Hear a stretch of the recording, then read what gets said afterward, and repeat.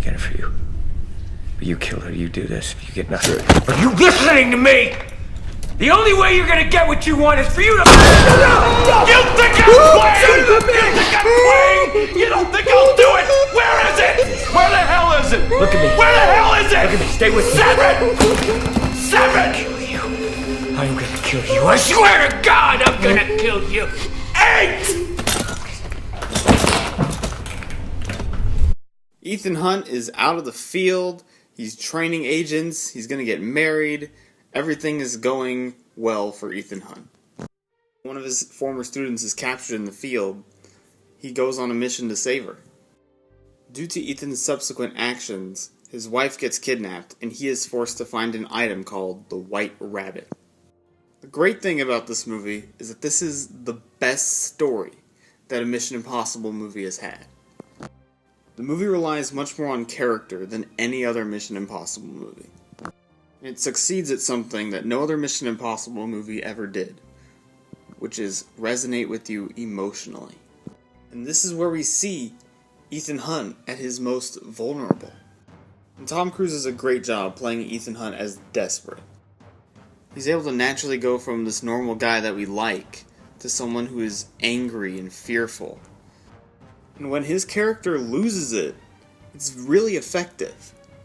Even if you weren't engaged in the movie already, those scenes will make you perk up and pay attention. His performance is a big part of making us feel the stakes and the tension of the movie.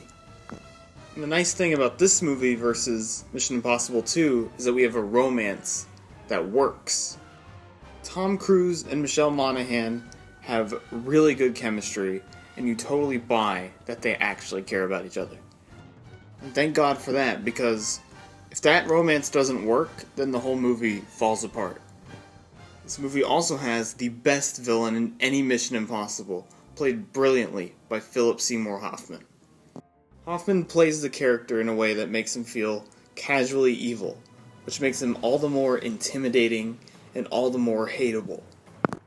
And the ways in which he gets under Ethan's skin in this movie leave such an impression. Now, this is a really well-written and well-structured movie.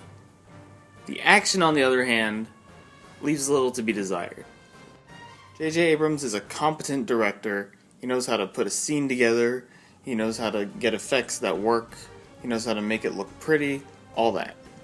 The problem with his action scenes is that everything happens a little too fast. As soon as one shot communicates what it wants to communicate, we move right on to the next shot. It doesn't let us live in the moment.